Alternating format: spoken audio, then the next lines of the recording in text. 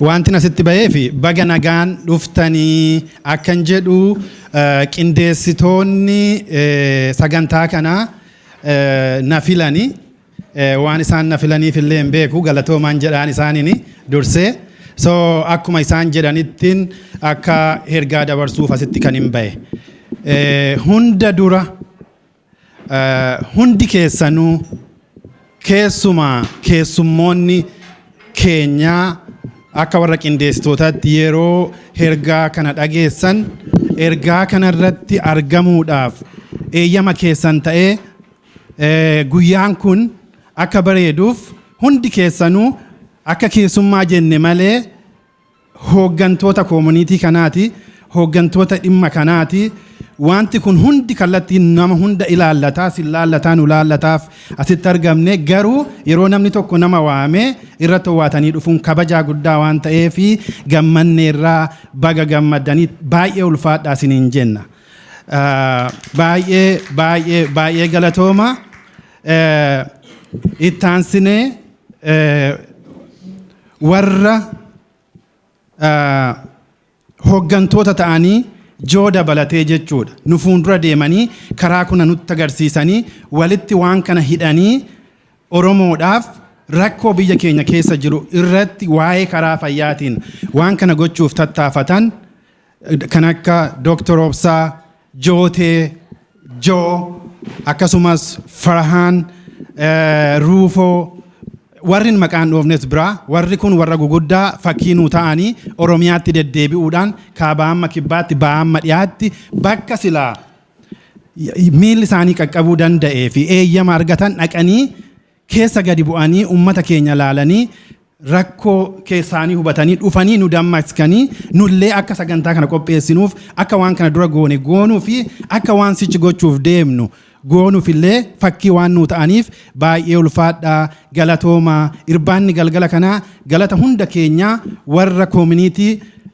gumaacha horii haa ta'u yaada itti hirmaate asillee jiraachuu baatan isaan hunda dabalata kanaafis isaaniinis warra nu fuuldura fakkii nu ta'aniin galatoomaa jechuu barbaanna.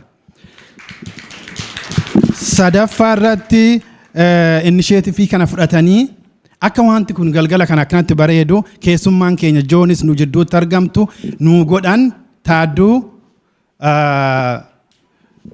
Itichaa amantii fi tolchaadhanis galatoomaa jenna. Sagantaan keenya bareedaadha irbaata gaarii nyaanne irbaata bareedaa akka nu qopheessan hundi keessanuu akka gammaddan abdii qabna itti aansuudhaan afaan faranjiitiin nan dubbadha. What I said in Afan Oromo was, first of all, these guys who are here invited tonight are all leaders. They contributed to the fund, the connecting with the community, running around, calling and everything to make the project that was already successful on the way and the future. So what we say as organizer, we say thank you for coming to make this place beautiful and show you love and respect to our hero, Jo, for doing what she did in Oromia, taking all the risk. In America, you know the freeway is good. In Oromia, you know what it looks like because we were there born. So she took all that, and our leaders like Dr. Obsa, Jote, Farhan, Rufo, and all the people I didn't call the name. They took the sacrifice from their families, their job, and they took all the initiation. They paid the price to go see our people. You know, they live in America, they can say, I don't care, but they, you know, they get paid good. They live better life, including the Joe. I don't know, she doesn't even know that piece of the land existed, but she did going, and a lot of people do that. So we are trying to say thank you to them for being example for us and for showing the way. So that's the dinner about. So, and plus, for the organizers, I say thank you for Tadu, Iticha, Amanti, and Tolcha. I don't know who's Tolcha, but so I like to say thank you. The dinner is for appreciating what the leaders in Joe did in Oromia. I don't want to say it. You all know how difficult it is in doing what we do in Oromia. So they do, Joe go in the future. And then if I say that, I will tell the story that I want you all here, I guess. I will make it short. Maybe a teacher will get mad at me if I take longer than this. Me and my sister Tadu, she's here, and the AMBO group, we organized a team of medical mission, and we took doctors and nurses from America and Uganda and Kenya, and we went to AMBO region, 4 locations in rural area. So this story is very good story. That's why I'm telling it. So this gentleman is 70 years old, looks like I was guessing. He took horseback ride for 3 hours, and he came to see us because he heard some people came from somewhere that opens the eyes because he cannot see. He see, but his eyes work, but he cannot read, or his eyes are blurry. He cannot go as he wants anywhere. So he came 3 hours horseback ride, and he came, and our team measured his eyes and did everything, and the prescription glasses that they gave him worked. So he went home 3 hours back, and the next morning he came back. And he came talk to me, and I said, I don't know you, who are you? He said, I was here yesterday, so what can I help you? And I said, no, you already helped me. What we did for you? And you gave me these glasses yesterday, your team. So I said, how long you live? 3 hours. Why you came back today since you get it? No. I came back today because I have to tell you what you do is great for our community. And if I don't come back and tell you, you don't do this job, he said. And I said, okay, tell me what is the story. And he said, for 10 years, I didn't read my Bible. I didn't see anything. Or I was like blurry eyes. I don't go far away from my home because of that. And now, last night I went home and I put the glasses on my eyes and start reading my Bible. He said, it's show me big and I have to push the Bible away. So he said, my eyes didn't have watery or anything. I was reading all night and I was so happy if I don't come back and share.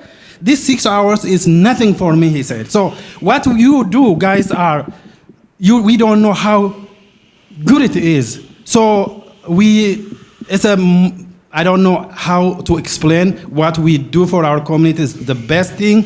Please keep doing what you do. Now I'm already done with my story and everything. I will pass this mic to my friend Iticha. He's taking over and he continue with the rest of our activity for tonight. Thank you so much for listening to me.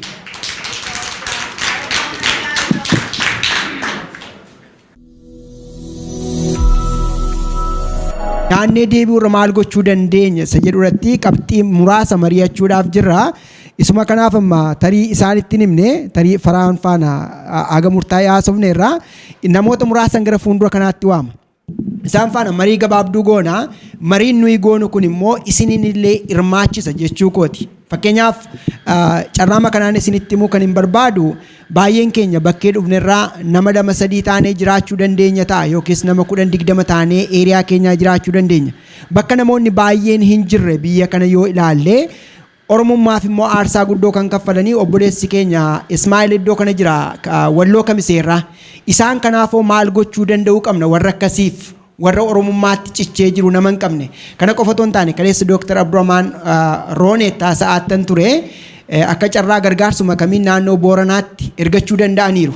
Haa ta'u garuu bakki namoonni keenya hin jirre kanneen akka Gujii kanaan maal gochuu danda'u qabna. Warrumti amma geenye immoo dhuguma kutaalee baadiyyaa geenye immoo magaala keessa qofa geenye. Meeqan namaatu immoo magaala dhaqee yaalamuu danda'a isa jedhudha. So let me wrap up here. This is a teacher from Oromo Diaspora Media. I've been talking with Joe back and forth in connection with Shambu General Hospital. So thank you very much for your service. Now we are going to have a short kind of panel discussion which gives a wonderful insight for our people here and back home. But the main target of this discussion is to educate our people, to inform them, and to give more awareness about the importance of this mission, which is medical equipment. So in terms of this, Project C.U.R.E did something amazing for our community back home. Directly or indirectly, it benefits us here, even if we are live here in diaspora, and we have insurance and we have many access here. But our people is still suffering under different kind of circumstances. It could be political, social, cultural, economical, and other issues. But health is everything. That's why our medical doctors back home, they say a given word which says fire and fire, which can be translated, Amanti, if you help me with that, which means our health is our beauty. That means when we have health, we can go out, work. When we have health, we can do whatever we like. So health is everything. Fire and fire, Jerumiti Jolembia. Kanafi, so I would like to invite you, Joe, here. At the same time, Dr. Ofsa. I'm sorry I didn't inform everybody. And Farhan. At the same time, Aderufo, Kota.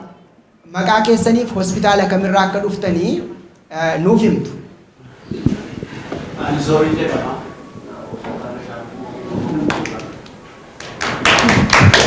Barnaamisa Walisoora. Getting started on these guys. Yeah, my name is Damana. I'm from Walisoora Hospital. Oh yeah, okay. Getting started on that. Do you think it's longer? For Neto? Yeah, oh yeah! The Gargola Casa or the Midolo Hospital? Dimidolo. Gargola Casa from the Midolo Hospital. Makolin Kumsa from the Midolo Hospital. Hello, Smile from Marathi from Kazakh Kamset.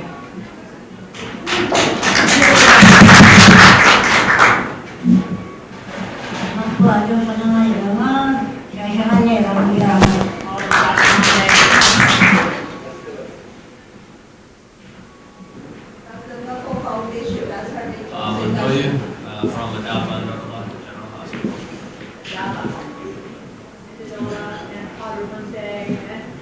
Sagardi from Jeddah Hospital. Menti Tefa, Menti General Hospital.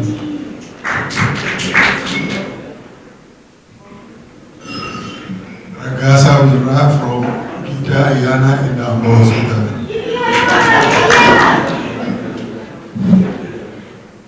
Urkaide from Shambu Hospital and the Damidolo Hospital.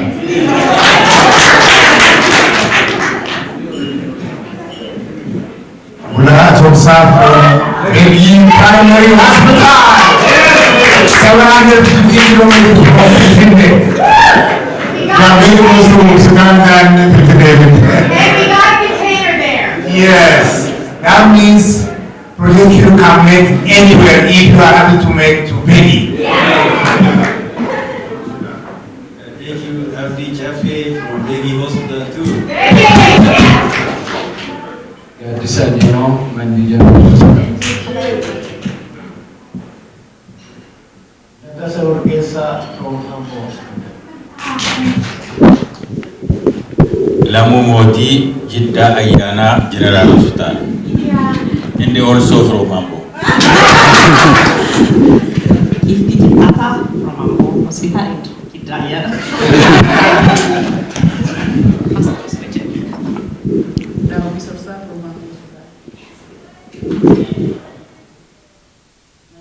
From Waliso Hospital.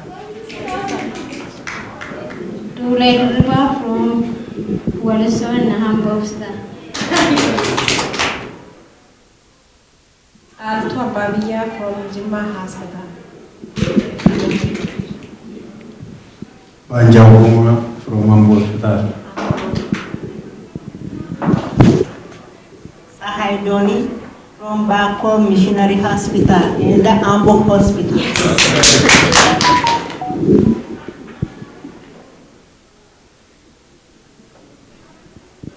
Adarich Gaddafa from Ambo and Gita Hospital.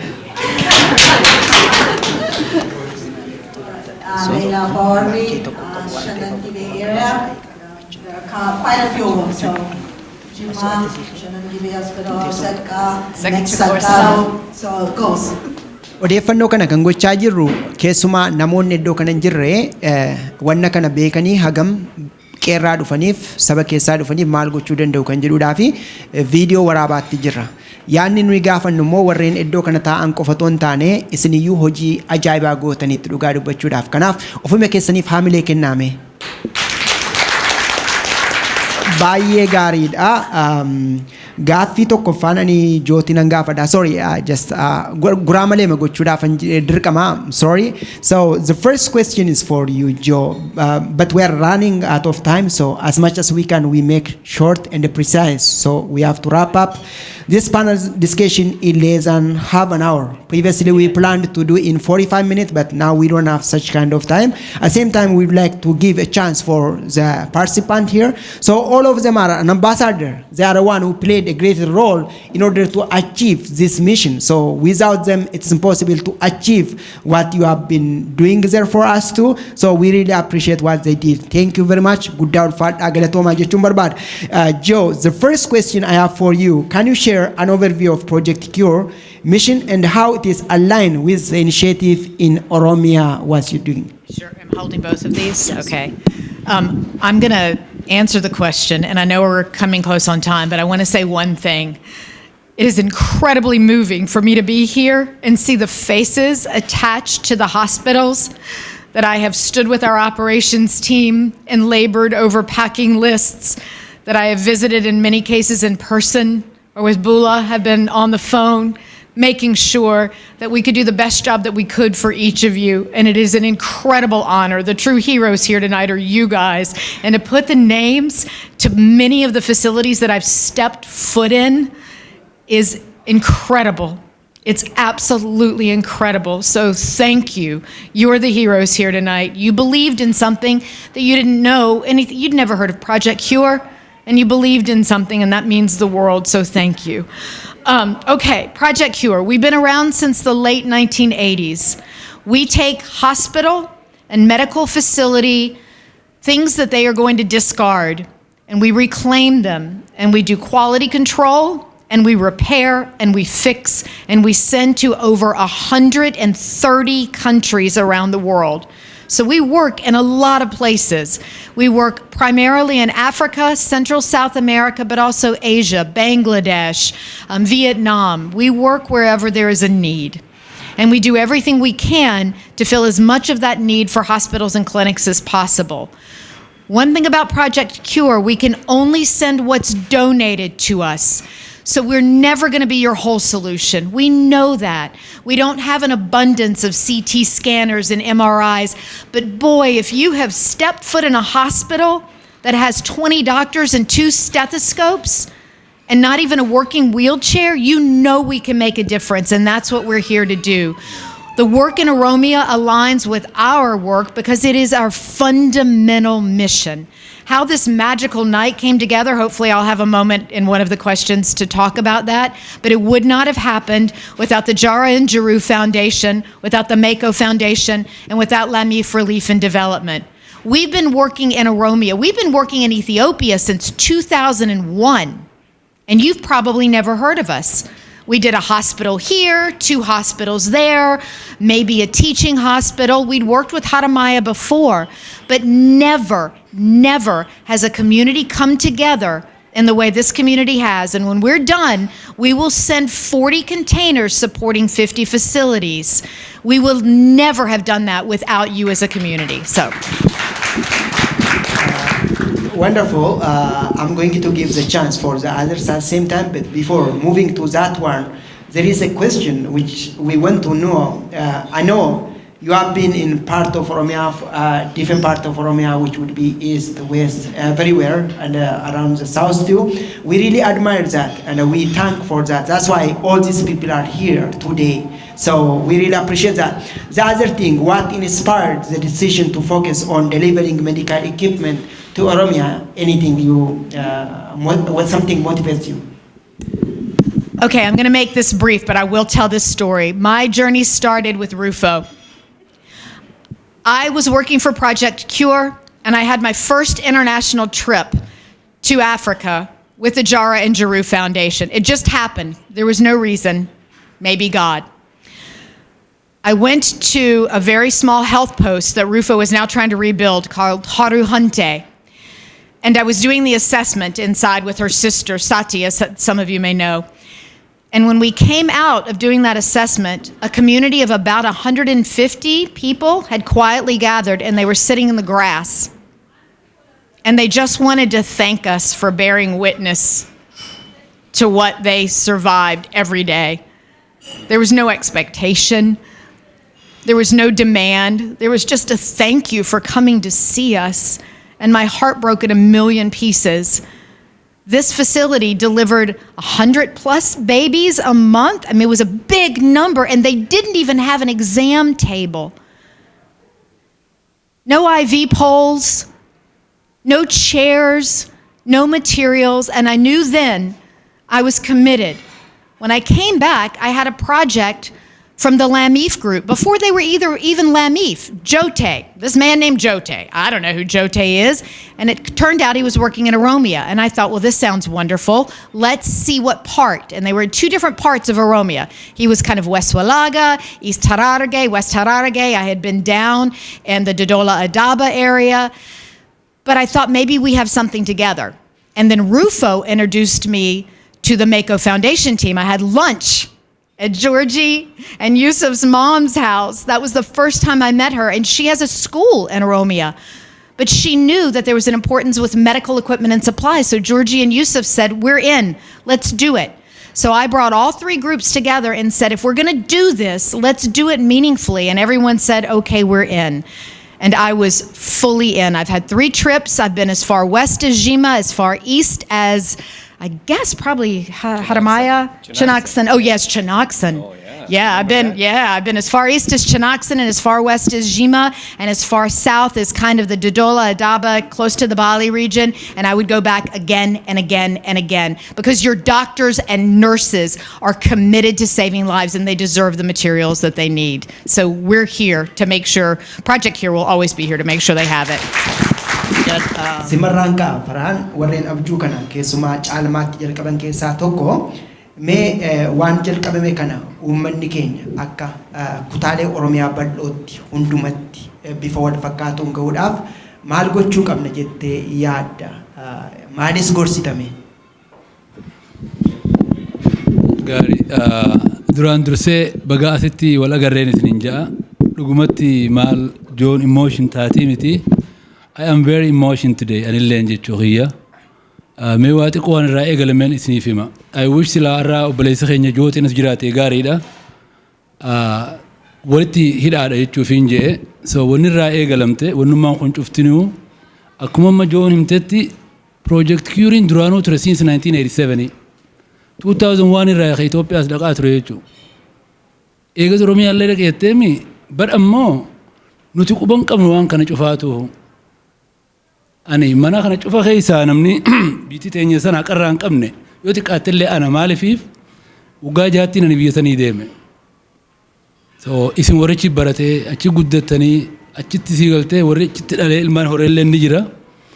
Bar ammoo isbitaala tokkoon Kombolchattiin dhaladhe unoo Dr. Obsaan ni jira. Achi gaa dubbiin dheertuudha isbitaala san jaarre jennee osumatti jirru taraa lama kana deebine. Haallichiitis waa hedduu kagootu jiraami. Deensan booda jooteen telefoona naa dhahee jechuudha. Farahaan isbitaala kan ni jaartaa yeroo dheeraa fuudhanii jaartanii ammoo warra tokko jira Project C.U.R.E jedhaniini isbitaalli amma jiru ni jiraa jechuudha.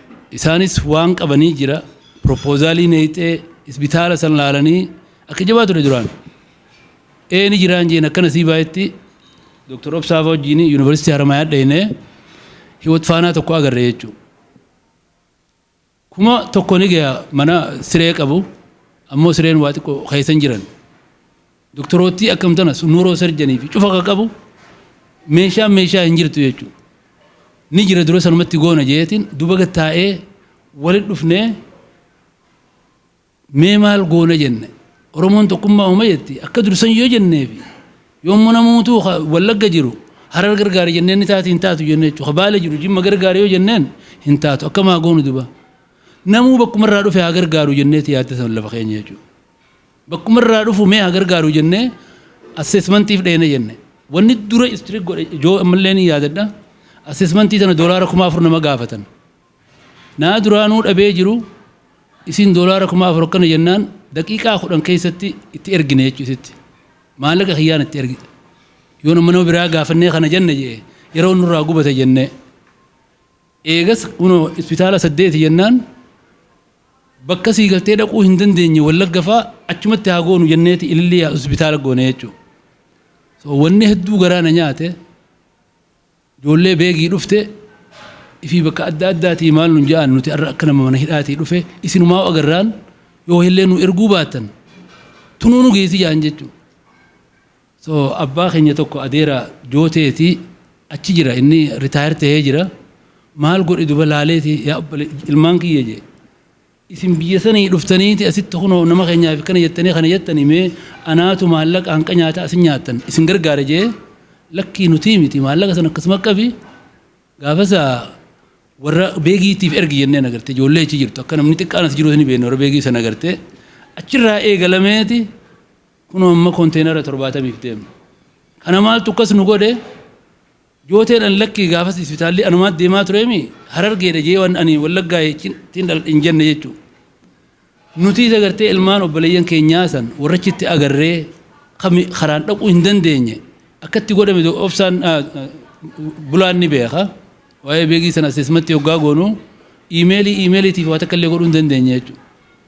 So rabbiin ammoo hoggaa akkasitti kunoo achi geessee fi beegiis dhaqee najjoos dhaqee amma karaa deemaa jiruus wanni nuti hin goone tokkummaadhaan qalbii gaariin onnee banamtuudhaan hin goone hin jirtu. Kanallee ammoo wanni goonee fi konteenara tokko erginee dhaabne jechuu miti fuuldurallee akkamitti itti fufna maal goona namuutu jette haa yaadu ani gaa hanqasma wanni hin jiru waan irraa hafeesi itti deebisa.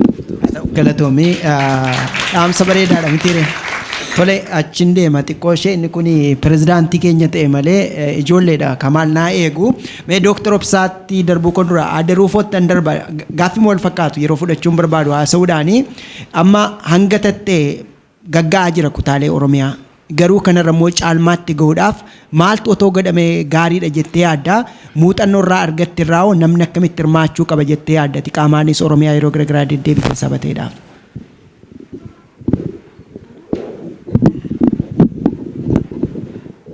Galatoomticha isin hundinuu galatoomaa galgala kana nu marti nurbaa ta'u nyaanni akkana wali argamuuf kun carraa guddaadha nuuf dhaamsanullee akka muuxannootitti illee waan nurra argatantu jira isinirraa illee waan nurra hubannoo argachuu waan dandeenyuuf wal argine akkana haasa'uun gaariidha. Maaltu godhamuu danda'ama akka biyya deddeebinee deemnu kanatti illee kan jedhu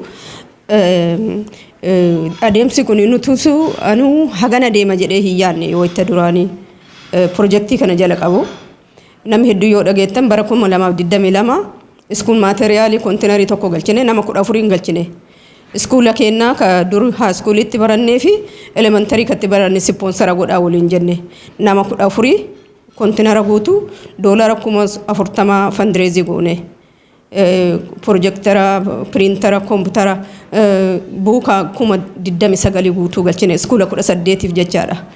Iskuula kee yoo sippoonsara gootu 1,000 iskuula tokko keessa galchuuf lama ka galchitu 2,000 galchita nama 14 qofa nama 14 keessa namni 10 dubartiidha namni 4 ammoo nama dhiiraati.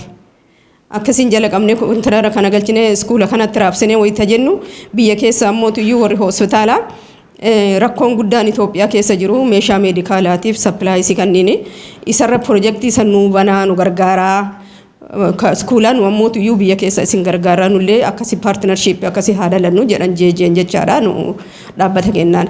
Akkasii jedhanii ammoota iyyuu asit deebi'ee schoola Book for Africa irraa waliin partnerii taanee school material galchuu danda'a.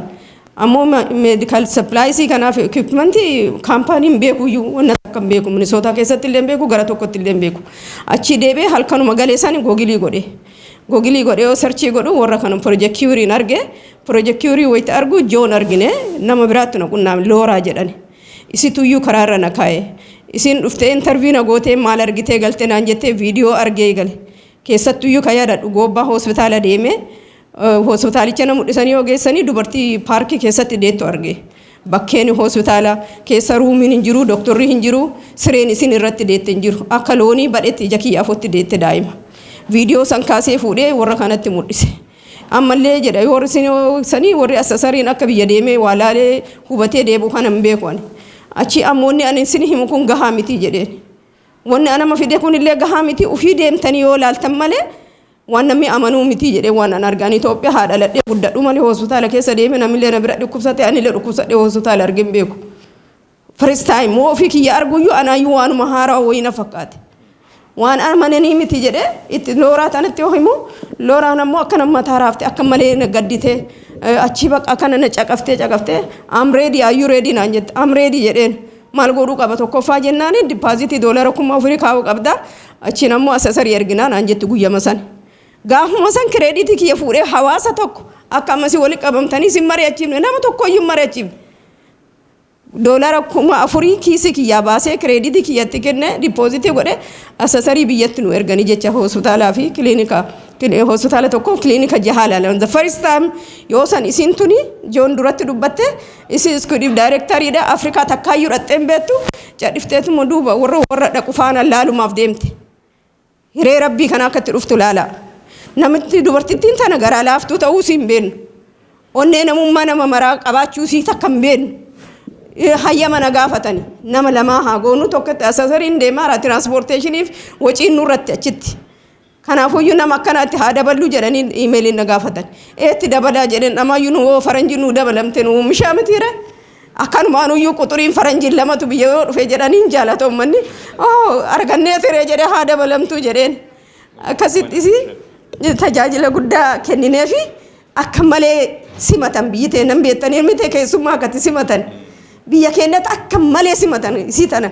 Keessattuu qa'ee teennatti akka malee simatan bakka inni itti dhadhadheree ruuforee bakka sani dhalatte gandatti dhalatte fishaa san namni oduun qabu mitiire ruufan faranjii ganda kanatti lama ergite sanuu. Achi warri kenna bakka akka malee fardaan simate nyaata kana maali kana sallafanii namni tokkochi qa'eetti namna keessi nama ganama 100,000 meeqa jettu. Aga jarri keessa seentee ilaaltullee uummanni kun yaa'ee achuma badheessan tataa'ee si eega. Galatoonfachuuf. Harkaan akkatti hin tuqanne. Hin tuqan harkaalee ka dhungatellee jira. Kan hin dhungatanii ka dhungatellee jira. So uummanni hawaasa achirratti haa dubbatanii. Hawaasni tokko ka hawaasa ta'uuf hawaasa jedhamee waamatu. Ka bareechisu qa'ee tokko hawaasa jedhe. Hawaasni jabaan tokko hawaasa qabaachuu qa'ee san keessa nama qabaachuu. Uummanni kun qa'een sun hiyyeetti illee yoo taate hospitaalli kun illee hiyyeessa yoo ta'e qa'ee hiyyeetti sanii hin baanii achi jiran uummata akkasii immeeji santu mataa isii keessatti gale. Viidiyoo irratti nan arganii beeku wanna kanniin meeshaa uummanni sunniin nu barbaadaa kan jedhu fudhattee galte.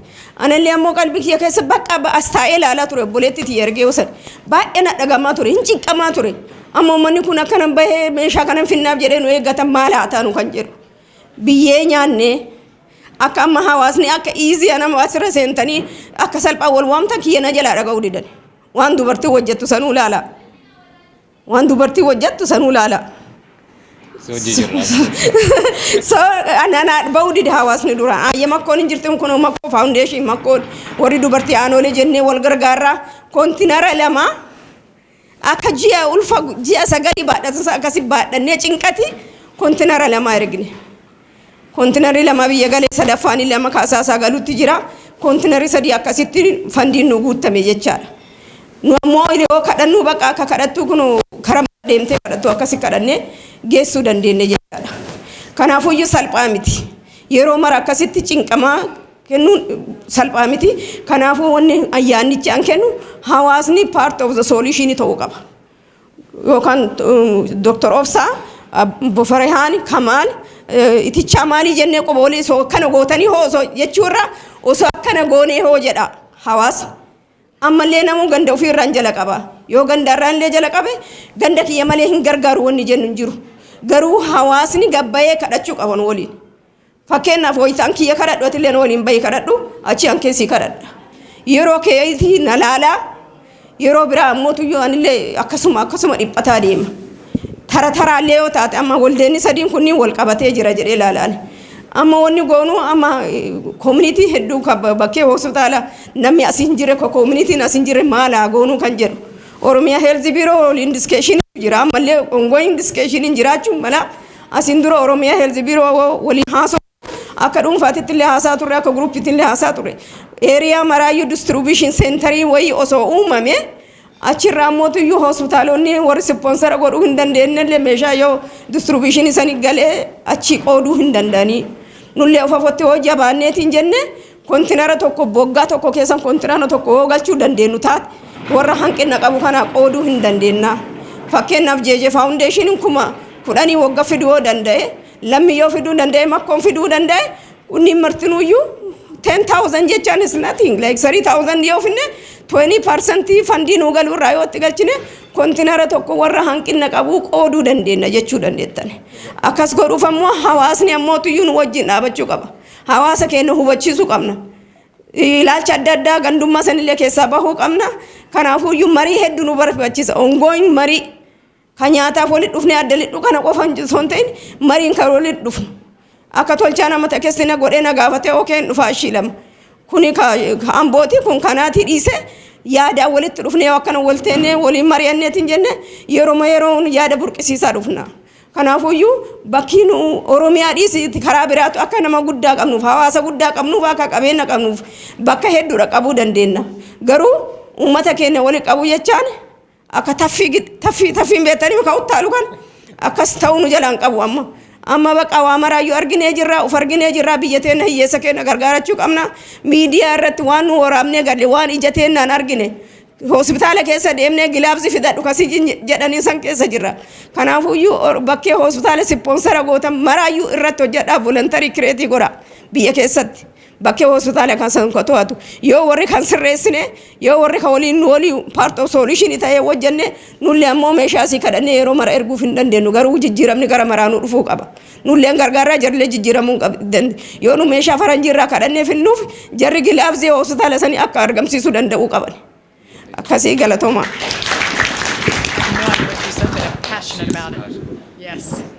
Tolee isiniif illee carraa kennina yeroo baay'ee balleessuun barbaannu gaaffii wal fakkaatu irratti Dr. Obsaarraa dhageenya. Maaliif amma warreen iddoo kana jiran by default lammiif Makkoo Foundationii fi JJdha. Which means dhaabbilee jaarmiyaa sadii biyya sana keessatti hundaa'anii socho'an kaayyoo kanaadhaaf jechuudha. Gaaffii sana irratti koomentii godhi Dr.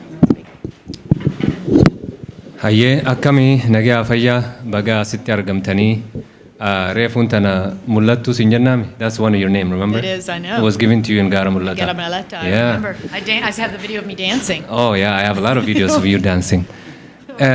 Rabbiin nama namaaf kanna yeroo takka takka. Namni bira taa'u kun energy nama shanan as taa'u kana qabdi.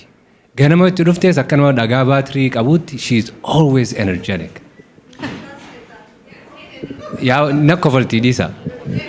Isinumaa fi kun isinumaa. I'm being talked about. Am I being I'm saying you're talked very energetic and dynamic. Oh, And thanks. we're very happy to have you. I appreciate it. I'm happy to be had. An wanni jechuu barbaadu immoo Oromiyaan badhaatuudha. Oromiyaan akkasi jennaa miti. Oromiyaan biyya irraanfatamte. Mootummaa Itoophiyaa dhufaa dabraa keessatti biitti lagatamte yoo jiraattu biyya Oromiyaa tana. Irraa nyaachuudhaan mijju moo service delivery duubatti haftuudha. Amma beeytanii duraan sirnicha san keessatti namni biraa ka uummata keenyaaf yaanneetu dhufan. Amma keenya ka uummata keenya irraa dhalate yoo dhufe sirnichi danqaa ta'ee ammallee wantoota hedduu karraa hiikamuu qabu jira. So bika kana waa lama nu barbaachisa. Nutillee warri as jiru waa godhuu ni dandeenya. Isaa warri achi jirulleen ilaalcha isaanii jijjiiruu qaban akka kiyyatti. Lammaffaa nuti mootummaa bika bu'uu hin dandeenyu. Mootummaan naannoo Oromiyaa, mootummaan Itoophiyaadha waan uummata keenya irraa guureen uummata keenya gargaaru qabu. We really have to point that out. Asii meeshaa begii geessitee yoo karaan hin jirre, we have to point that out. Yoo bishaan dhugan hin jiraanne sanillee walmadii deemu qabachuu. Advocacy asii barree biyyatti illee geessuu danda'u qabna. We've seen it and it works. An bikkiin irraa dhufe gaarri mul'ataan karaan akkasii badaadha hin jiru jee yaadaa ture. Garuu yeroo ejersa gooroo deemu Hararirraa kaanee wanda keessa dabarree Baabilee dan Gursum Kombolcha Fallaana dan ejersa gooroo lafa jaamuu jira. Karaan akkasii badaan argine. Yoo iddoon lama akkas taate Oromiyaan kun hundinuu akkasuma jechuun nat dhufe jechuudha. Which means lakkooleen Oromiyaa wal fakkaataa. Duubataafummaa keenya beeynee riisoorsiin achis ni jirti. Hanga dandeenyetti akkamitti riisoorsiin sun uummata gargaaruu danda'a kan jiru irratti hojjechuu qabna. Gaafa nama diimaa akkana achi geessine isaanuu akkan lafarra sokoysan. Warra hojjetaa hospitaalichaa dhiisi warrummaan sila aangawoota naannoo ka naannoo Oromiyaadha, ka biiroo fayyaa Oromiyaadha, ka duratti warri alaa dhufe kun hundinuu abaa'oo namaan jiru hoggu takka hoggu lama hoggaa deebitee hojii hojjettee argisiifte sillee si jibban. Silleetillee si dhiyaachuu baatan uummata saniif waa godhu dhufte ka jawulti ni amanan jechuudha. They don't necessarily have to buy your political idea. Waa'ee politikaa illee hoggaa jiru nuti ni sodaannaan dubbannu. Wanni nuti dubbannu maali rakkoo uummataa hanga dandeenyetti baatii irratti ibsuudha. Akkana waliin dhufuun keenya kun gaariidha. Ani yeroo Finfinnee keessa jirru namoonni karaa lixaatii dhufanii akkuma reefu faraan jechaa dhufe namoota lubbuu isaaniirraa ka'ee makiinaa oofaa dhufee Finfinneen nu dhugee jira. Maal jaanii bar ka mootummaatii fi kan gaaraallee nu beekaa. Silaa nu beekuu baatanii karaa kana deemaan dhufnuudha. Which means hojjettoonni mana hakimoota Oromiyaa keessa jiranii especially in a place that are security, rakkoo security ka qabu yeroo takka takka in that difficult situation uummata keenya tajaajiluudhaaf na jaan. Nuti warri ala jirru kuni yoo nuti ija baasanillee dubbikatti irraa baqannu qabna. Uummannis immoo they could be demoted, they could be jailed. Karaa meeqa jallisuu danda'a. Immoo isaaniif we could be a voice. Voice ta'uu dandeenya. Haasonni kiyya I could go in tangent. Wanni waan kana harkaa qabu maal seetanii it talks about the overview of Project C.U.R.E. Duraan qicaqicaadhaan 2001 irraa eegalee Itoophiyaa san keessa meeshaan seenaa ture. In the last 2 years it's like hedduutu Oromiyaa seenaa jira. So our goal is to change healthcare delivery in Oromia. Not replacing the government, but being a catalyst, being a supplemental agent. Ta'uu qabna. Hoggaammas collectively deemnu. We went to USAID, Faranfaan achi jirani, US Embassy. We didn't know that the USAID budget for the country of Ethiopia is bigger than the country of Ethiopia has the budget for the healthcare. Yes. We didn't know that. Immoo hulaarraa haga nama si dhiyeessutti nama keenyaa meeqachi jiru. So argitanii amma waa buusuu barbaannaami, waa jijjiiruu barbaannaami Oromiyaa fi Oromoodhaaf waa godhuudhaaf dalleenni xaxamee jiru baay'eedha. So kana ciranii uummata keenya diriirsuudhaaf is going to take time, is going to take generations, is going to take patience. And it also takes boldness. Waan tokko tokko yoo alaattee ati hin fudhanne akkuma duritti akkuma baranitti oofuun hanga yoom. Right? So kanallee itti yaaduun hedduu barbaachisaa. We went to the Denver headquarter. Namoonni achi dhufan arras namoota tokko tokko asitti arginu. Nama kanaa kan biraa qabaachuun carraadha. In a very short time, container haga seene saniin they were able to secure 1.3 million funding. Kuni 25% nama fundraising godhee harka dhibbarraa dhibbeentaa 25 fundii argachuu jechuun wallaa yoo miti. Maaliif kiishni Oromoodha amma ammootti deebi namni keenya ni ifata. Because we've been doing this for so long. Biyyarraa namni nama gaafata. Nama dhukkubsatu jira. Haadha abbaa kee gargaarta. On top of that, doing what they're doing, haga tokkoof godhuu dandeessaa itti fufinsanii qaba. Yoo naannoo isaanii gargaara, yoo naannoon keenya gargaarame iddoolee hawaasni isaanii asitti hedduun jirre gargaaruuf immoo riisoorsiin Ameerikaa keessa jirtu baay'ee. Immoo jara kanatti hirkachuu qabna, afaan tokko dubbachuu qabna. Yoo narraan taate malee ta'uun qabdu ja'anii faffacaanee deemurra yeroo takka takka yoo parsantii 100 akka ati barbaaddu yoo nasiif hin goone harka 70 illee yoo sii ta'e wal jala deemuun hedduu barbaachisa. when you speak in one voice xurree takkarra yoo deemne yoo gaachana walii taane yoo irree waliif taane I think we can do a lot. Awwanin isinit dhaammadhu Wallo Gujii bikka namni hin jirre ka Walloo waan eegallee jira horiin hagi tokkollee lafa jira. We have to choose a place bikka leadership illee namni Oromoo keessa jiru kara ka Walloo kan gaafa fundraisingidhaaf as deebinu immoo wal jalaa oowwaannu. But everything has to have a person who is the champion. Amma yoo isin championii hin taane projectiilee kanaaf namoonni dhibbi yoo isin rarra'ee deemellee hobbikis wanni sun bikkandeedha. It usually takes 1 or 2 people ka telefoonas bilbilu ka isillee dubbisu kanallee dubbisu ka warra biyyaati wajjinillee hojjetu. Kanaafu fuuldura ni deemna Oromoos dhagaan irra hin jiru akka jirru kanatti isin hafnu ammumaan tana waan ajaa'ibaa argaa jirra. Jabaadhaa baga jiraattanii I'm very proud of you guys. Hoggaan bikka asitti hojjedhee Oromiyaa dhaqee argu hinaaffaan na dhaga'ama. Hinaaffaa san immoo qubuma ciniinuu qofa osoo hin taane hojjechuudhaani nama hinaafee waa jijjiira waan ta'eef haa hinaafnu waliin haa dhaabbannu hin jaadhiifama isinit dheereyse borullee aan dhufuuf hin taa'u sagantaa biraan qaba boru qaama qalbiidhaan. She's gonna give a brief overview of Project C.U.R.E. Arra daqiiquma takka haasoyteemi we need to learn. Kambira, Kaninjo, talk to your neighbors. Join Rotary Club. Yes. Join Rotary Club. Okay? Ka lamada, namonni akka NGO ka isitti hundeessa kuni, there is a place to register. Nama maallaqa buusuu jira biyya Ameerikaa tana keessa. Sanoo muuxannoolee akkasii walitti dhufne akka ruufuun jettetti nyaataafis ta'us bunaafis ta'us haa walitti dhufnu. Walitti dhufnee ongoing basis wal quba qabaachuu qabnaan jaa dhiifama isinit dheereyse borooniin callaaleen harkana jechumaan asumaan waan xiqqoo isin bira kaayyadhe fayyaada yoon hin dheereyse gaa dhiifama. Ulfaadhu Dr. Obsaan akka ta'utti kaaseera dhugaa dubbachuudhaa fi whatever it is iddoo citee dhukkuba waan ta'eedhaa fi eenyummaan keenya maalummaan keenya Oromoof Oromiyaa himatti saba ta'eedhaa fi waan hundumtuu overnight jijjiiramuu dhiisuu mala garuu saba keessaa dhufneef har'a irratti maal gochuu dandeenya isa jedhu sana gootaniitu kanaaf galata guddaa qabdu ammallee haamilee ofii kennaa baay'isawee isa kana kan hin kaasu keessumaa namoota garagaraa faana yogguu sochiin kun deemu namni waan garagaraa buusa biyya kanatti haa ta'u garuu sana hundumarra dabartanii kutannoo akkasii qabaattanii uummata keessaniif birmattan sanaaf baay'ee tokko gammaduu qabdu isa kanaaf namni biraa akka profaayilii isin godhatuun eegina ofuma keessanii fuula rabbiitti illee hojii gaarii hojjettanii kanaaf rabbi galata isiniif haa ta'u jedha amma gara pirezidaantii keenyaattan dhufaa qeerroo madadeen booddeettan bisee dhaamsa sarraa dhageenya gaa biyyeen itti salphatu malee weellisaa artiist Dr. Alii Birraa ispoortiin jaalalaa ispoortiin misooma jedheedha kan inni kaase misooma keessatti sirmaachaa jirraa waa'ee fayyaafis hirmaannaadha kan jedhu meesumarraa dhageenya gaaffii wal fakkaatu irratti koomenti goota tarii bara kana immoo carraa kanaan bakkeelee hanqinni jirutti osfaanaan tarii boordii faanallee mari'achuu qaba gaaffii akkasii maaf gaafatte gurbaattanii nan abaariina osfaanaan baasii hedduu qaba galii guddaas qaba akkuma sana. Osfaanaan akka osfaanaatti iyyuu bakkeelee hanqinni jiru kana keessatti akkamitti hirmaachuu qaba yeroo biraa gaafannata har'aaf garuu isumarraa waan inni jedhu dhageenya maal gochuu qaba Oromoon Kamaal.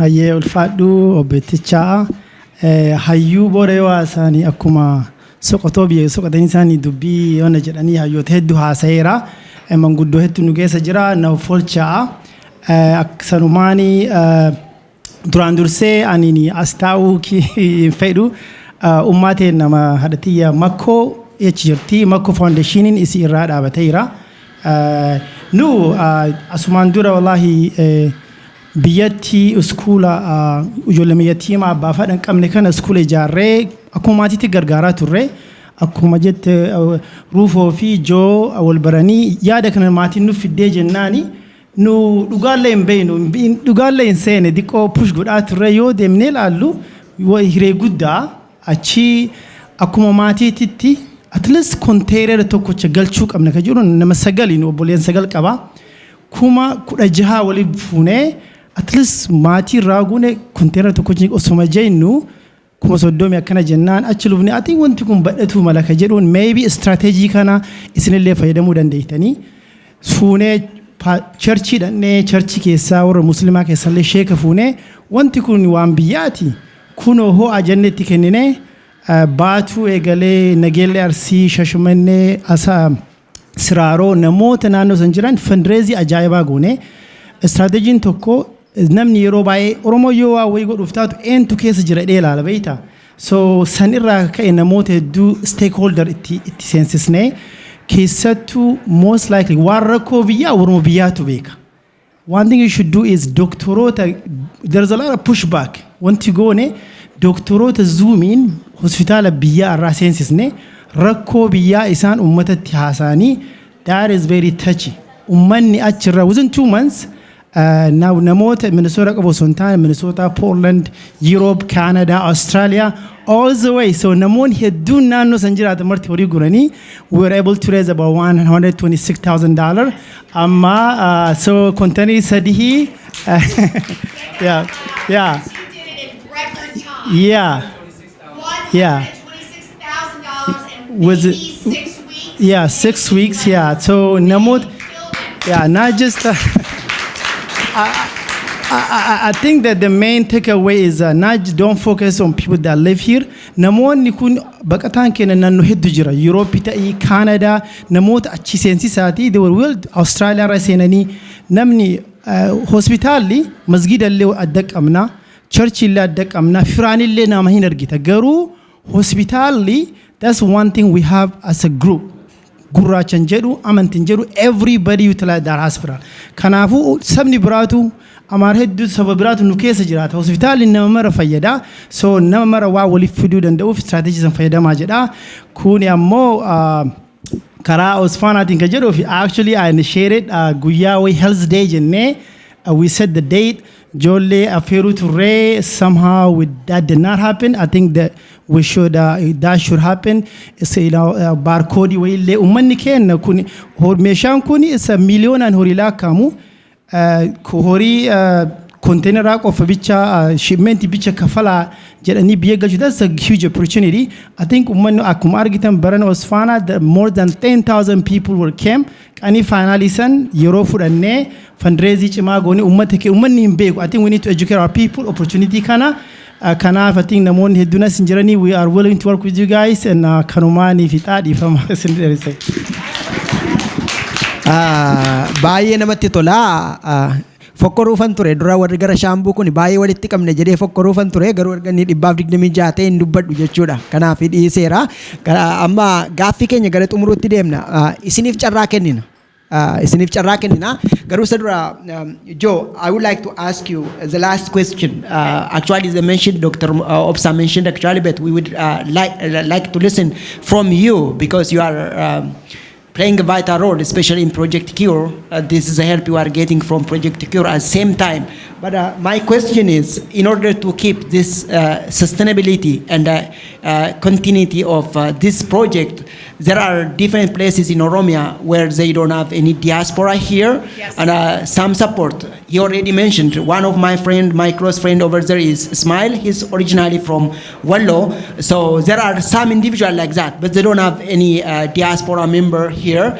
Is there any other plan for individuals like that one? And also, we heard an information previously what Rufo mentioned in Afan Oromo. She said if you guys are able to contribute something, there is a given amount which will be covered for you guys. This is which we don't know exactly, and this group doesn't know more about it. Can you say something about it and your final remark?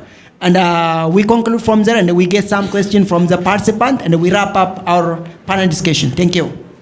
Thank you for that question. I'm glad you asked that because I wanted to talk about it. And I'll be quick so I can have some buna because it smells so good. Okay.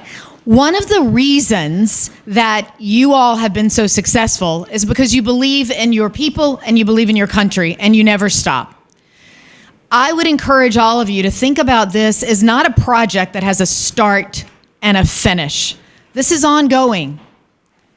I heard Dr. Obsa say that it takes generations. So one of the ways to continue thinking about this as you organize yourselves is what can you do year after year after year. And yes, I understand there are some regions and some hospitals and districts that don't necessarily have the diaspora funding. That's one of the reasons I'm here. I'm going to be meeting with the entire team from these 3 groups over the weekend. We're also holding an open house on Saturday afternoon at 1:30. If you haven't heard about it yet, come see me and I can give you a picture of where it's going to be here in Minnesota, and we can talk in real details, the nitty-gritty stuff, because we can do that. But let me tell you the good news, and I think this is the first time we've announced this publicly. Because of the success of the Mako Foundation, 3 containers all shipping in the next month, Lamif, we're on our, 18th container. Rufo has done 4 that serve 6 facilities, and we're going to do more. So all in, we have about 25 total containers serving 28 or 29 facilities. So we are more than halfway to our original goal.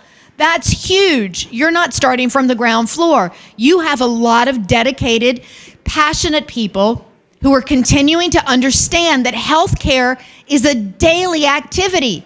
If you get the flu today, you might get it again next year. If you, heaven forbid, have a broken leg today, you may need physical therapy later. Healthcare is ongoing. So think about it that way. This is not a one-time opportunity. Having said that, because of the success, because of the $1.2 million your community has already raised, Islamic Relief Canada has granted Project C.U.R.E. $500,000 to be used for all future projects. What that means is it will fund 20% of every container for every ship. If you decide you want to send 4, each of your 4 has 20% of the cost covered. That's huge. It's massive.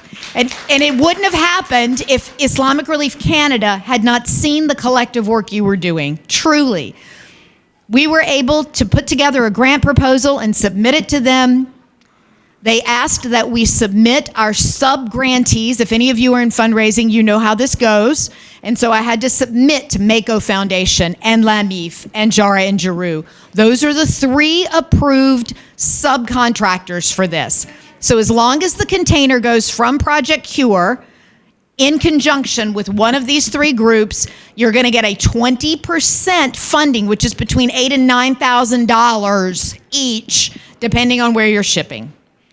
The second part of this, if you were working with one of these 3 groups, the relationship with Haramaya University means that all of the customs, the consignee, and the clearance, once you get from Djibouti to the front door of your facility, is completely done for you at 0 cost to you or the facility. Can we do more? Absolutely. I am out every single day. We've managed to find donors who will help 5,000 here, 2,000 there, 1,000 here. But the biggest grant is the $500,000 from Islamic Relief Canada and the partnership with Haramaya University. You are not alone in this. It's not just the Oromo community. It's me. It's Project C.U.R.E. And now it's Islamic Relief Canada. And wait, there's even more. The Islamic Relief Ethiopia office is going to send biomedical engineers to every single facility that receives a container to make sure that that equipment is usable. And we send it working, so I'm pretty confident it's going to go working. But also, what if you have a doctor who's never used a digital x-ray? So somebody will go and train, or a baby warmer that they've never seen before. So even Islamic Relief Ethiopia is part of this. If your project touches Mako, Lamif, or Jara and Jeru, then all of those extra add-ons are part of what Project C.U.R.E. is helping bring to the table. And every single day we'll do all we can to make that bigger and bigger, because honestly, I don't know how many of you have been home recently. I have had the honor and the incredibly humbling experience to walk into a delivery room when a mom was trying to lay on a bench and have a baby. We can do better than that. We know we can. We've done it. We've done it. We've already done it. There was a hospital, and that was a Jara and Giroux picture. I've got the before and the after. Come out Saturday and you can see it. One of the facilities in the Lamif group, they did their very first C-section because we were able to send surgical equipment and supplies. Oh, it's okay, in Kombucha, where Farhan was born. This is not all about the big machinery. This is about a scalpel and a rib spreader to safely get a baby out of a mom. And you all are part of that story now, and you can continue to be part of that story. Just remember, it goes on and on and on, and be part of that with us until the Health Bureau catches up, until the Ministry of Health catches up. Because if it's not us, then who is it? So please try to come out Saturday. A few of us have on our phones the location, the address, and the time, and we'll answer detailed questions, very detailed questions about anything you need. But that's the financial benefit that we can offer, and the shipping and the clearance and the aftercare once the shipping container gets to the facility. Is there something else? And Dr. Opsa has something else. That's okay. Got it? Yeah, got it. This is your coffee right here. You got two? Okay. I don't need two. I'll never sleep. I'll take this one for sure. Awani itti da'uu barbaade bara 2013 irra na fakkaata Books for Africa wajjin hojjechaa turre. Yeroo sani anaa fi ijoollee Farhaan namoonni hagi tokko kitaaba biyyatti ergaa turre. That's when we met the current president of Haramaya University. At the time he was vice chair of I think research. Yeroo sani yeroo Tigreeti.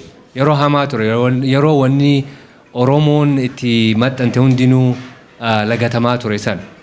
Because of using the institution, we're able to get the stuff in. Yes. Namoonni karaa saniin hin deemin ka meeshaan isaanii Jabuutitti hafe ture. Yeroo sanii. 2 containers of books and computers were stuck in Djibouti, but finally was cleared, even though it was destined for another place. Ambo University and Jimma University used it, cleared it, and then distributed to their area high school. This is in 2014. So the track record is that nama qabaachuun haalaan barbaachisa. Keessattuu nama resource irra jiru. Amma hoggaa jara faranjii kanaa siifuunee biyya geessinu, right? Yes, the coffee ceremony, yes, ummanni bahee dhufa. Then galgala hoggaa kishif jaan, kishifiini beeytanii hoggaa namni rasti godhu san. When they lodge at Haramaya University guest house, they feel like they're in America. Yeah. They're very appreciative.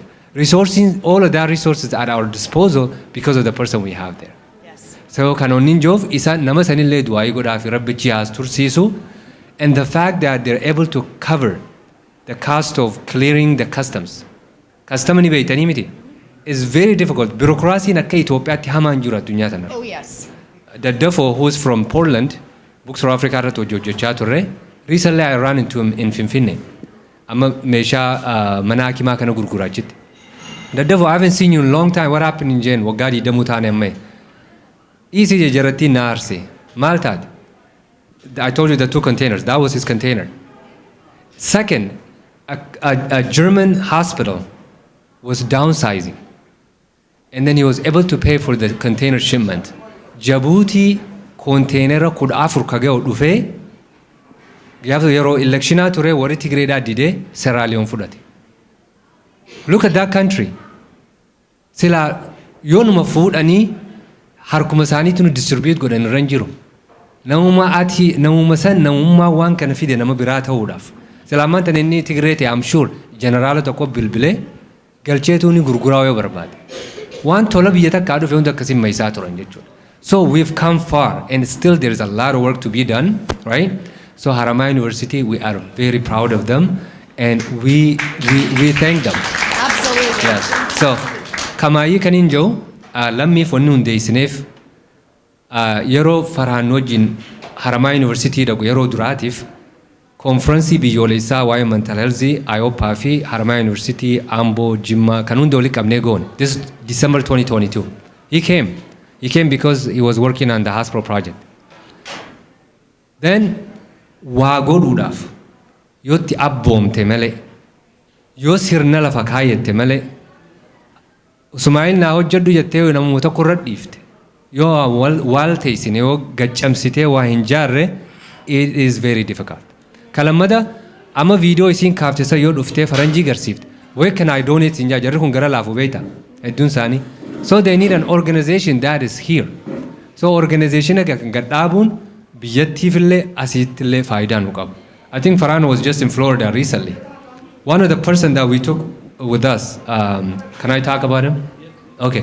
So nu wajjin biyya dhaqe ilaa Cinaaksan nu wajji dhaqe. Uummata keenya ni beektan Cinaaksan jechuun namoota daangaarra jiraatu uummata Somaaleetii wajjin yeroo dheeraadhaaf wala'aa ture sababa daangaatiin. Achi deeme. So we were, because the place is far, ganama bariisaa kaaneeti were there around breakfast time. Manuma bulchaa tokkotti ciree qopheessanii ciree nyaachaa ture. So hiisaa uummata ni ilaalee ummanni kun ka waan qabu hunda namaa kennu jechuudha. Humaan qabanii immoo waan hunda namaa kennanii jedhe. Ummanni keenya akkuma isiin jette miskiina haa fakkaannu malee nuti waan qabna. Akkumattiin wayyeeffannuu dadhabne malee, right? Bikkumatti nurraa hafteetu jira malee ummanni keenya waan qaba ummata generasi garuu jara kana wajjin deemuun dhaqanii ummanni keenya san arguun lafa taanii ka keenya waa nyaachuun amma dhiyoota Farhaan hoggaachi dhaqu. He donated another 10,000. Is that right? $10,000 to Kombolcha Hospital. Kombolcha karas beeka Kombolchi sun eessa jiraau beeka namni kun dur hin beeku. Because of this personal connection, he was able to donate that much. So kanaafuu hanga dandeessanitti ollaa keessanis jabeessaa warra hojjechuus jabeessaa. Oh my gosh, keekni waan dhufeef jecha asumatti hin dhaabu.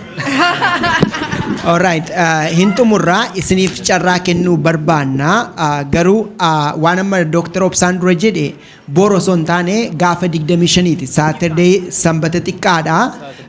Sa'aatii tokko hanga sa'aatii 3tti warri adreesii barbaadan giruuppii irratti waan diinerii wannoo gochaa turtaniif isinii kennina. Achirratti dhaqxanii gaaffilee qabdan kamiyyuu gaafachuuf banaadha jechuun barbaada. Boru osoo hin taane gaafa sanbata xiqqaa yookiis immoo Saturday jechuun barbaada. Iddoon nuyi itti argamnu baay'een keessan warreen gama marsaalee hawaasummaadhaan nu daawwachaa jirtanii Dillaa lakkoofsa 2ffaatti argamna. Buna kunoo keekii nuu qopheessanii buna nuuf qopheessanii isa kana isaanumatu nuuf qopheesse jechuun barbaada. Kanaaf guddaa galatoomi jedhaanii bakka beektu miti Ermiyaas illee thank you jedhaan. Because we are not done with our event yet because there are some very important time. We want to appreciate Joe, so we have some kind of stuff. So the next would be amantii isa fuuldura garuu warreen nu daawwachaatti jirtan gama Oromoo diaspora miidiyaadhaan qopheen kun magaalaa lakkoo Minneapolis St. Paul Dillaatti argamna. Istiidiyoo keessa jiru irratti kooshen miila fageeffanne namoonni biyya bakkee keessa jirtanii saba keessanii biyya keessaniif maal gochuu dandeessu irratti kan jedhu tarii wanni kun odeeffannoo isiniif kenne isin keessatti immoo xiiqii uumaa laatis jedhuudhaaf kan nuyi qopheessaatti jiru waan ta'eedhaaf hirmaadhaa isiniin jenna. Asumatti xumurreerra gama suuqaatti tafarii adaree Awaash Awutoorraa yogguu konkolaataan keessa rakkattu isatti biratti fayyadamaa jechuun barbaada. Ofiifan illee gama sana jirti. Asumatti goolamna kallattiidhaan amantiif carraa haa kennu. Tarii namoonni waa jechuu barbaadan jirtu laata isa fuuldura. Farhaan. Ayyana of kolchaa yaada goolabaa xiqqoo ishee nuuf haa kennu. Inshuraansiin nu dhorkata saba ta'ee fi saboodaan xumurra jechuu barbaadeen. Dhugumatti ani waa cufa dubbattanii jirtanii wanni takkittiin hin jechuu barbaadu. Taraa jahaan deebi'e biyya san namoota warra gaafa osoo carraa akkanaa kana hin argatin jiru yeroo gaba haalaan hamaa san waan akkanaa kana godhaa turan haa galatoonfannu. Adde Aanee Jimmaa akkasumatti mallee Obsee Lubeetiis akkasumatti Dr. Guddataa ummata kana warri sii galtee nullee inspire nu godhanii akka waan kana godhu nu godhan. Tan biraatanii isiniif immoo taraa jahaan arge taraa jahaniin dhaqee ilaalisanii namoota keenya naannoo Oromiyaa keessaa bakki akka hamatti waa'ee fayyaatiif cufattuu rakkataa jiran naannoo Wallaggaa akkasumatti mallee isa Walloo naannoo kana jechuudha. Uummata kana cinaa dhaabbannu yeroo takka ijoollee dhufte san keessaa tokko maal nuun jee rabbii akka fedhe qabaa jee jechuudha. Dur hoggaa nama naannoo Wallaggaa ja'an warra xayyaaraa oofu kayoo kaasii galtee doktoroottii kanaanii beeksifamnee jirraa jee. Arrammoo kunoo rakkina akka malee keessa jirraa jee jechuudha. So I really think we can change it. Osoo namootuma waan kanaan deemu ta'in nuti immoo isin harka keenya yaada silaa'uu nama tokkoo fi lamaatu dura eegala. Namuma waan akkanaa jiru rasaasni fedhe jettee mi Dr. Obsa wanni fedhe ilmaan Oromootii fi ummatuma biyya teenyaa cufaasanii isbitaala hoggaa jennu Oromoo qofaa mi qarraafaa iddaamu. Islaama Kiristiyaan jiru Amaaraa fi Adaree cufaati jechuudha. haa wal cinaa dhaabbannu saba keenyaa gargaaruu hin jaa jechuudha. Qarmaan godhuu jechuudha. Ulfaadhu amantiin gara kanatti fidaa yeroo keenya balleessuun barbaadu tarii namni kana keessaa nu gurte gurbaa kan jennee fi amantiin as ga'eera. Namni tokko gaaffima kana gaafachuun barbaada yookiis waa jechuu barbaada yoo jettani carraa kennuufi nama tokkoof boru na uguru sabateef jechuu kooti. Ayyee namni ani waa jechuun barbaada jettan isheettis jechuu dandeessu galatoomii isaa ta'u gaaffii tokko namoonni gaafachuu barbaadan carraa kennina yoo garuu lakki sagantaa itti dabarraa gaafuma saatirrii deemna yoo jettan immoo inni shallaayiidha baay'ee ta'e harka rukutaa kamaarreen ulfaadha amantii. Galatoomii abbootichaa. Hammam keessan akka yaadattan hin beeku. It was I think early 2000s natti fakkaata. Yeroo jalqabaaf as Minnesota kana keessatti community biyya jiru gargaaruudhaa fi groupii mana barumsaa based Dambidollootu gargaarsa nu godhaa jedhanii nu waamani. Attamuutti wanti akkasii ta'a jedhe uummanni. Kuni Oromoo adda ciruudhaa gandummaadhaa jedhame. Sadarkaa sanarraatii ka'ee har'a sadarkaa kana ga'uun waan guddaadha. Warri biyya kanaa yeroo jedhanii think globally and act locally jedhu. Kan keenya we stopped at think globally. We never act locally. Kanaaf har'a sadarkaa kanatti namnu dubbii gandummaatii jedhamee yeroo itti yaadamu sana keessaa ka'ee lafa hannuurri isaatti awwaalame tarii kaan keenya carraa argannee hospitaala keessatti dhalanne fa'aa deebisnee gargaaruun sadarkaa guddaarra ga'uu keenya baga gammaddanii baga waaqee hunduma keenya nu gargaare. It is nice to meet you in person. We've been zooming so many times. Yeah. Today it's a great honor to recognize and thank Jo Sullivan, the director of C.U.R.E project, for her extraordinary support, commitment to our mission. Your daring action to visit the remote parts of Oromia, witnessing firsthand the health disparities, the dire lack of basic medical equipment is a profound testament to your dedication to changing lives. This remarkable step reflects not just leadership, but also deep compassion, a genuine desire to make a difference. For your efforts in sending critical medical equipment have brought hope, healing, and life-saving resource to countless individuals. This remarkable step reflects not just leadership, but also deep compassion, a genuine desire to make a difference. Your efforts in sending critical medical equipment have brought hope, healing, and countless individuals. I just repeated that part. As a token of our heartfelt gratitude, please accept this gesture of appreciation. It symbolizes our deep respect and appreciation for your partnership and tireless effort in standing with us to transform communities. Thanks to you and your amazing co-workers, our army of volunteers, for being a beacon of hope and a true advocate for change. May your work continue to inspire and uplift communities around the world. With that, I'm gonna ask the president of Oromo community here in Minnesota, at the Leila Bowery, to come forward and pass this token of appreciation to Ms. Jo Sullivan. You're welcome. At the Leila.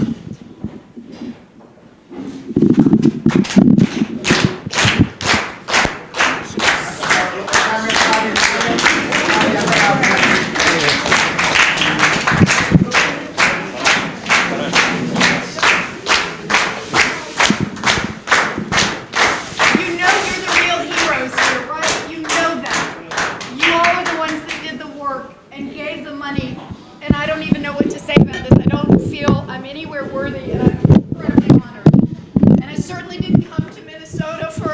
words, so thank you. I could have gone somewhere warmer for an award. Oh my gosh, this is beautiful. I don't know if you've all seen it yet, but this is absolutely.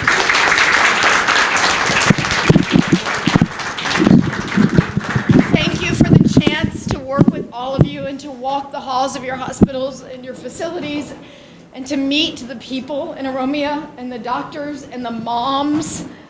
Thank you for not forgetting them because it's given me a purpose in life. And I'm so honored to work with all of you every single day. I'm going to ask Leila to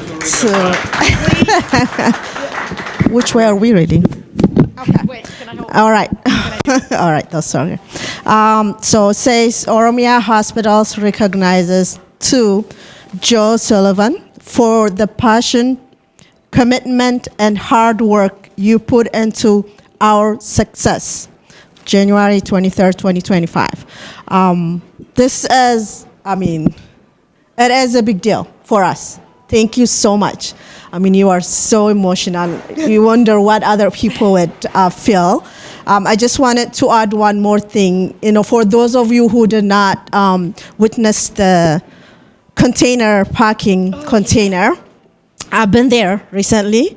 You have no idea how it feels to see, to help and look at it. This is going to my people.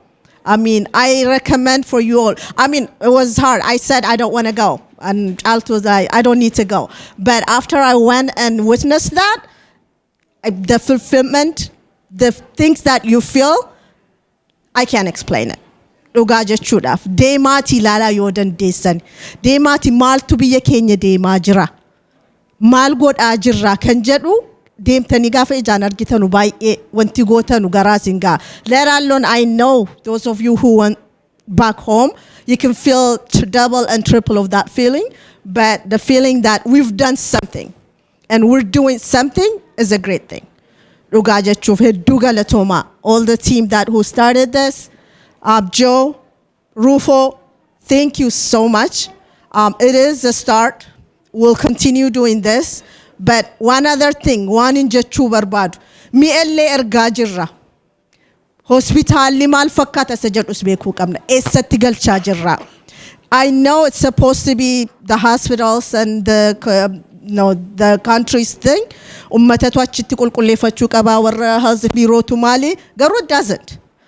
Mi'a kana yeroo geessinu mana akkamii keessa keenya isa jedhu. Since we're doing this big thing, maybe the little thing ummata achi jirus accountability kennuu dandeenya garuu nu asii itti himuu danda'uu qabna gargaaruu danda'uu qabna eessa kaa jirtu qulqulleessaa jirtu mana akkamii keessa jira isa jedhu kana I think we need to push gaafa amma nu meeshaa erginu the first thing I said accountability naman isinitti ergaan jedheen I will send random people to see how the things are being controlled. Akkamitti wanti kun nama gargaaraa jira. Qulqulleessaa jirtu, maal godhaa jirtu, tajaajila nama meeqaaf kennitanii ji'a sadii reportiin natti godhaan jedhe. Not to control. Garuu nama as jiru kana kunoo kana hojjetaa jirra kana caalaa immoo godhuu qabna isa jedhuu fi the way akkatti ammatti gargaaramnee waan kana ummata fuuldura dhaabbannee horii walitti qabnee erginu hojiirra ooluu isaasi jala deemnee ilaaluu qabna. Gaafa wanti sun hojjechuu isaa beeknu itti daballee waa gochuu dandeenya. So let's continue doing that. Mootummaa eeguun qabnu. I'm sure resourcing jarri qabanus fedhii jarri qabanus adda adda. Nu garuu hin dandeenya. As teenya yes adii taanee nu sodaachuu dhiisuu danda'u garuu nutu kana godhaa jirraati. Mee sin gargaaraa irraa kanarratti sinii dabaluu barbaanna. And then show us how you deal with it. Isa jedhu kana irratti follow up goone waan kana goone more. Yoollee horii maxinoo ergine volunteeriidhaan qulqulleessisne illee yoo ta'e because I haven't seen it. Ijaan hin argine garuu namoonni deemanii arganii dhufanii baay'ee sila Rufoo waliin haasa'an ture. Let's go the extra step as well. Waan akkasii kanan jechuu barbaada hedduu galatooma. Thank you so much.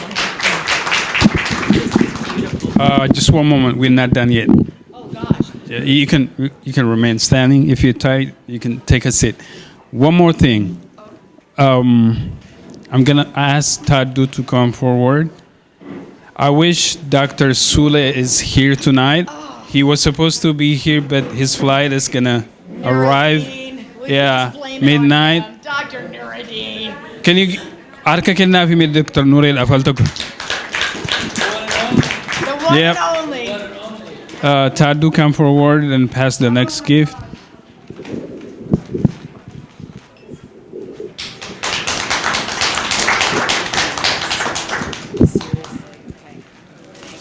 While I'm opening, how many of you, who's got containers in? Shambu's delivered, Becky's delivered, who else? Najo's delivered. Yes, oh right, Gideon is really close. It's close to Djibouti.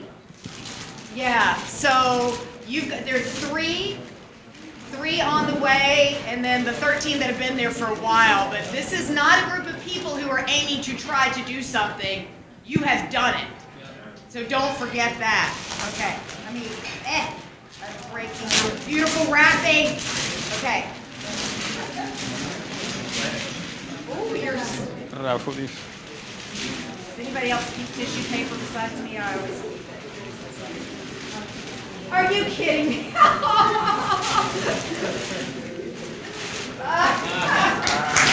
my Puna!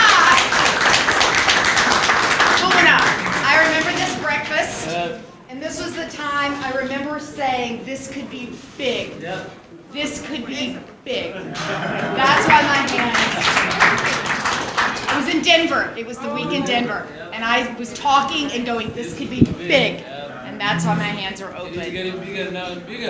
And it's going to get even bigger. And it's not going to stop. Because moms are going to keep having babies and people are going to keep needing. And you all are there. And it is an amazing thing to witness. Thank you for letting me be a part of this.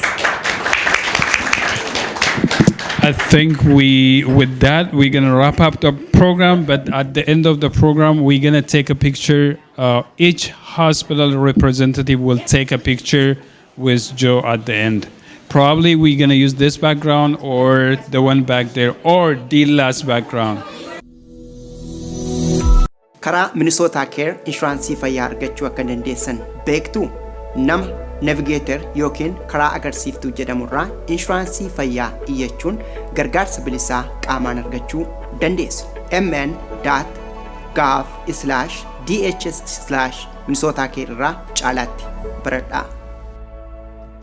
warri kun onarra mana bitachuuf yookaan gurguruuf yaada qabdu yookaan mana bituun bu'aa argachuu ni barbaaddu yoo yeroo jalqabaaf kan bitattanis ta'e yookaan manuma qabdan gara guddaatti yookaan xiqqaatti jijjiirrachuu feetan gartuun Saamu'eel Birhaanuu Integrity Reality isin gargaaruu danda'u. lakkoofsa bilbilaa 763 744 8362 irratti bilbiluun quunnamuu dandeessu. Saamu'eel Birhaanuu Integrity Reality. Hi everyone, I'm Kiya Sanyi, a founder of Adu Solar. Over the past 2 years, we've been consulting solar companies across the United States with engineering and their system design needs. It's been an incredible journey, but now we're taking Adu Solar to the next level.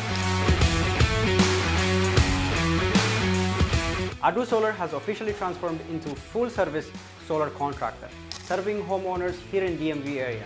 This is an exciting new chapter for us and for you. We know going solar can feel overwhelming, but it doesn't have to be. That's why we're offering in-house financing with zero down payment to go solar. This means you can go solar today and lower your bill tomorrow. If you're a homeowner and you're curious about going solar, reach out to us. My team is here to guide you every step of the way. Let us help you make a switch to clean energy and put money back to your pocket. Adu Solar, empower your home, empower your future.